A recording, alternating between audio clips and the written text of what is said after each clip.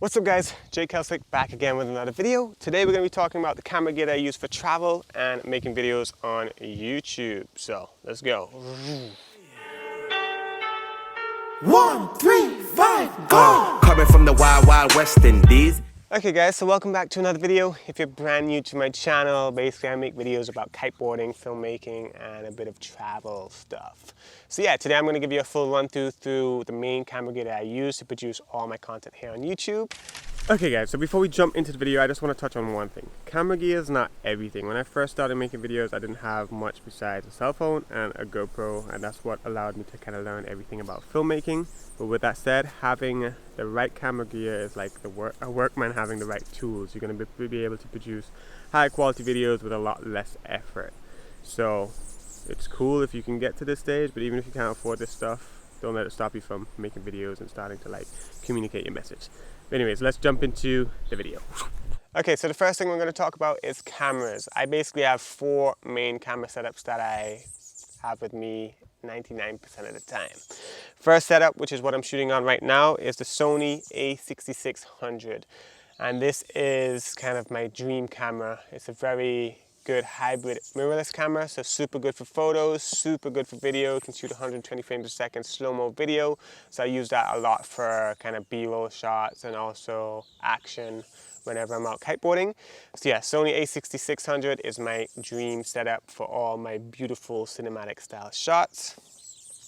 And then the next setup I use a lot is actually a fairly older setup, GoPro Hero 6, but I've transformed that into a vlogging setup, which is pretty much my favorite talking to the camera, run and gun camera to use, because it's just very versatile.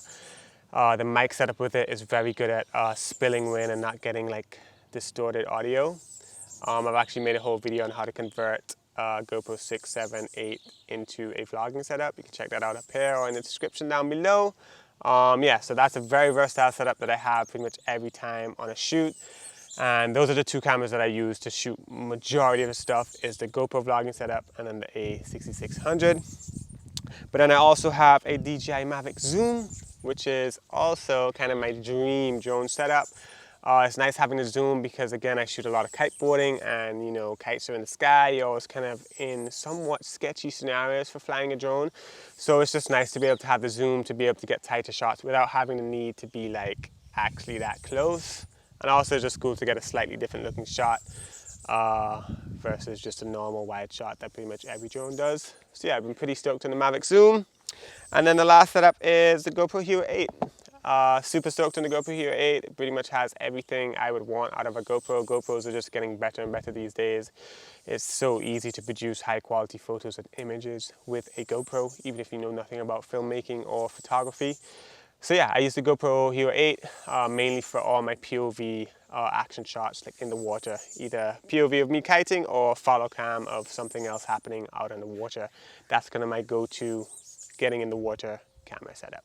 Okay, and next up we're going to talk about lenses. Lenses are super important when it comes to your camera gear. Basically, the only camera I have that can change lenses is the a6600, and the main lenses I use on that are the Sigma 16mm 1.4, which is what I'm using to shoot right here, right now. And this is, again, kind of my dream lens. It's nice and wide, has a very wide aperture, so it's super good in low light, super good at giving you like blurry, crazy looking shots, like stuff like this.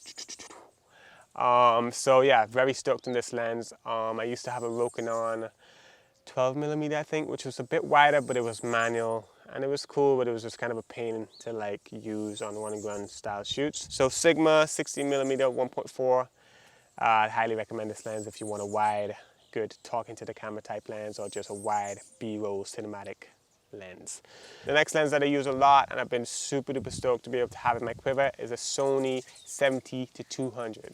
I got the f4 because it's a lot cheaper than the, I think, 2.8, which is the more expensive version, and it's also a lot lighter because I try and keep my setup very light.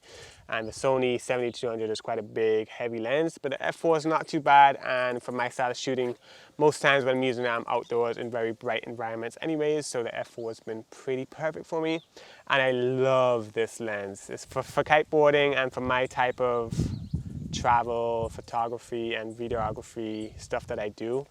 It's a very nice focal length to have in the bag because you can get super tight shots and you can also just shoot from very far away. So this comes in super handy for shooting action kiteboarding and also just general cool landscape cinematic shots. So highly recommend the 70-200 if you can afford it. It's not a cheap lens at all, but it's kind of worth it in my opinion for that dreamy focal length.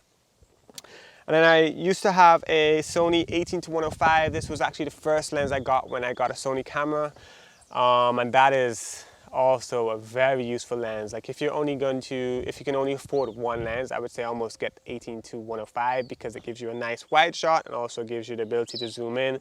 And that was my favorite run-and-gun lens until it ended up dying on me a few months back, and I haven't been able to replace it. But I do kind of miss having it in the quiver because it's just such a versatile lens where you can shoot wide, shoot tight. So again, for my style of shooting where you're like at the beach or you just run and gun and everything's changing, it's very nice to be able to get wide shot and then also jump into a tight shot. So I really enjoy that lens, and I hopefully will have it back in the quiver soon. And then last lens is the Sony 50mm 1.8. Again, this was one of the first lenses that I got when I first got a Sony camera. And it's a great focal length, produces very sharp, beautiful images. But these days I haven't really been using that much because I got the Sigma 1.4. I kind of replaces the need for the 50mm 1.8 because I used to use that for like those low light, cool bokeh style shots, whereas now the Sigma kind of does that, and it's nice to be able to shoot that stuff a bit wider.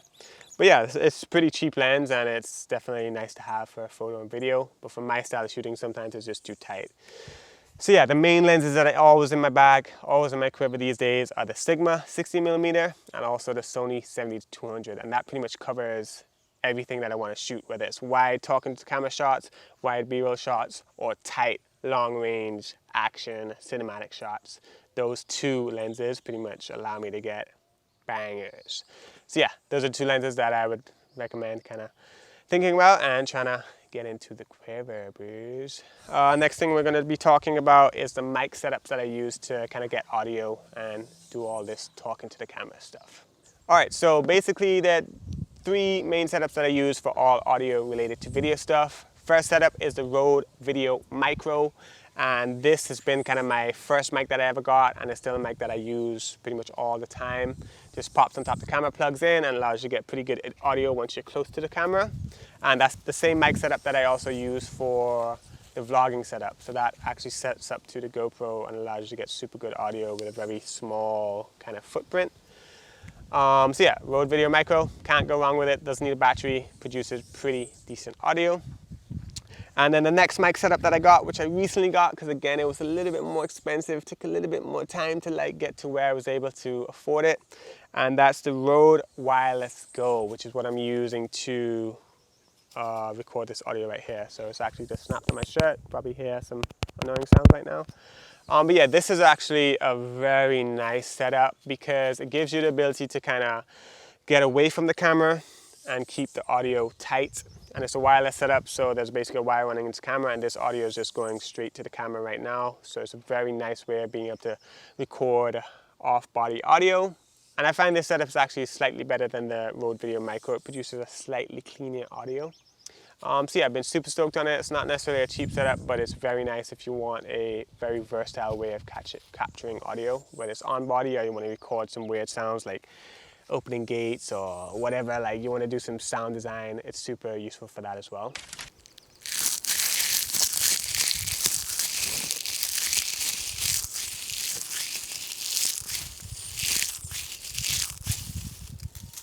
And then the last mic setup that I have is a Zoom H4n Pro, which is something I use a little bit for voiceover stuff, and is also the main setup that I use for all my podcast stuff when I was super into podcasting.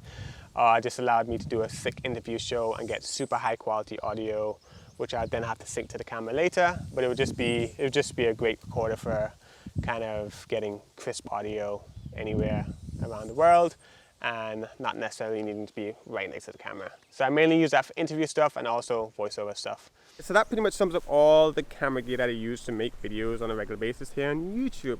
Hopefully you guys found some value in it. If you want to check out all the gear I mentioned, as well as some gear that I didn't touch on, check out the description, there'll be a link down there with a link to my kit, which kind of runs through all the gadgets and gear that I use to kind of nerd out and start creating visuals.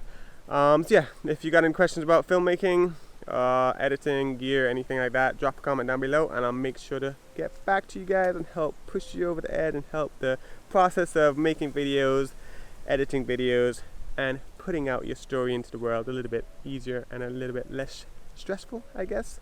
Alright guys, that's pretty much it. Big thanks for tuning in, and I'll see you guys soon in another video. Peace, love, and big ups.